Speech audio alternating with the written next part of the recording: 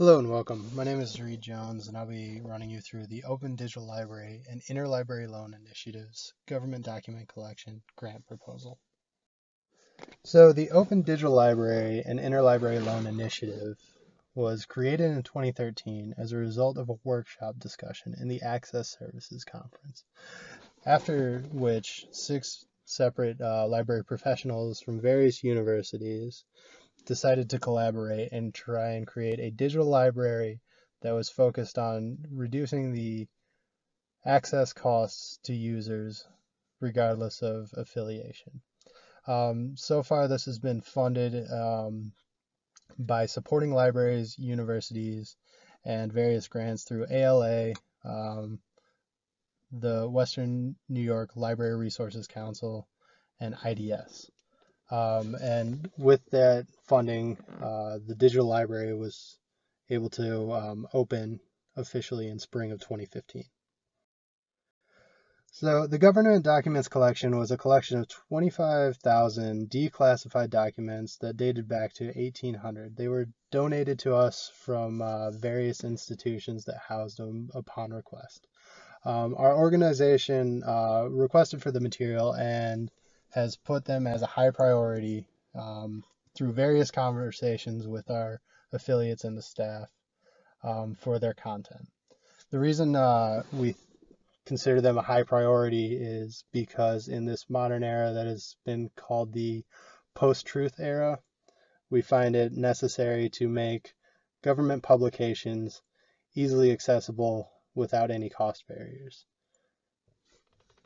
And our grant proposal is intended to help fund the hiring of staff in order to do the digitization and review of images for quality control. To complete the project, the Open Digital Library and Interlibrary Loan Initiative has various tools already at its disposal because it's been in service since 2015. Right now it houses 6 Book i4 scanners with DLSG scanning software, which allows us to scan articles at 600 dpi in color, bitonal, or grayscale, and create searchable PDFs that users can search for individual sentences or words within the documents. To make the material searchable across various collections, we have created a metadata schema that we call ODM. And our tool for creating our digital library is the open source tool called Greenstone. And we use that because it is a cost-effective manner of quickly generating digital libraries. So as we move on, when we were creating this grant, we had to look at the cost that it would take to expedite this program. And our goal is to make all government documents accessible 180 days from now. So to accomplish this task, we had to look at some of our previous data to see what it actually took to do that. What we had found is that our average scans per minute across all staff members of varying skill level and knowledge about the scanners ended up being about 1.37 scans per minute. And this was, if you look in the leftmost pivot table, we can find that one of the decisions points that we made was to remove all the book edge scanners and replace them with book eye scanners because there was a noticed increase in the scans per minute that when extrapolated to the 1 million plus scan that we were looking at, this became a very important factor in our decision making.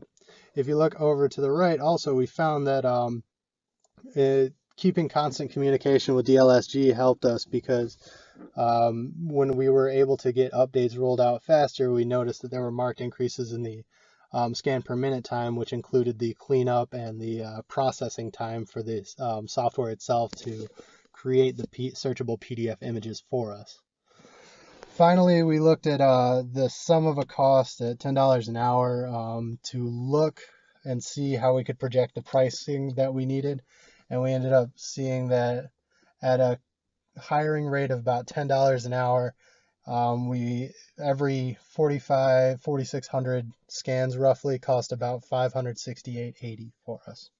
So with that information, we ended up projecting the total cost of this grant proposal, and we found that at a wage of $10 an hour for 4 staff members to create this collection in 180 days, we were looking at the scan cost to be between $15,360 and $19,840, with a review cost of $16,666.67. Taking into account that it takes about 4 minutes to do a thorough review of material before it moves on to the publication stage. So our total cost of hiring these new staff members would be $36,506.67.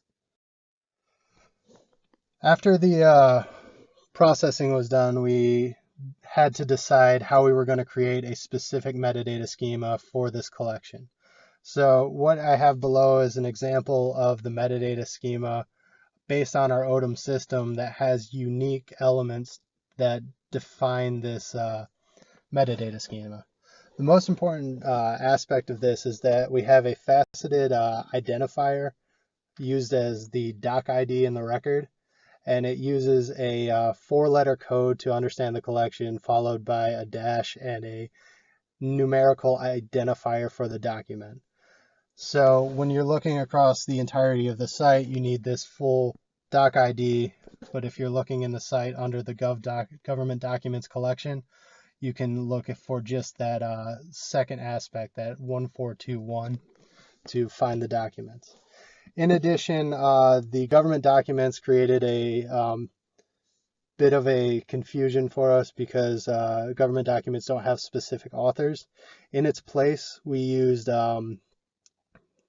state, city, and year identifiers, as well as an element called government, which has its level, so you can have federal, state, or local level, the branch that is creating it, and as well, if there is available, the committee that published the document as well. And after that, we created subjects elements to allow people to understand what the material is about. So for this record, we use the Erie Canal. So some of the subjects that would be used are canals, commerce, the Erie Canal itself, and Buffalo. And these subject elements are constantly reviewed based on user feedback that we get from our user interface, which I will talk about next.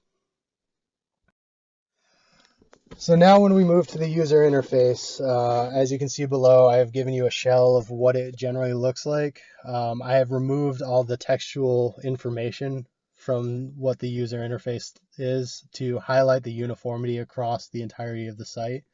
And I will go through each of the segments to explain what they will be. So if you look at the top left bar that goes across, that's where you will do your main navigation across the large site pages within the entire site.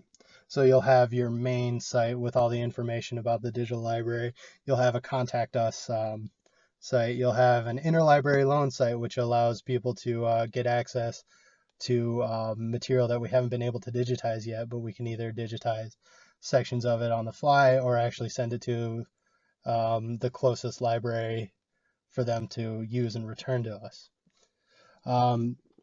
To the right of that, we have a search bar that searches across the entirety of the site, and you can use various metadata elements to refine that search. Right below that is a collection-specific search that can better refine the material you're grabbing based on elements that are specific to those collections themselves.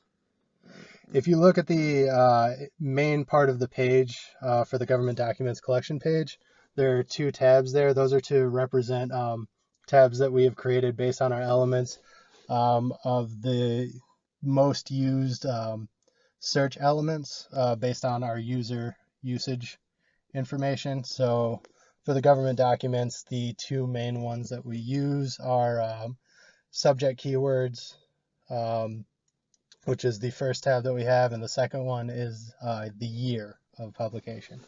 And these are all the tabs are organized hierarchically.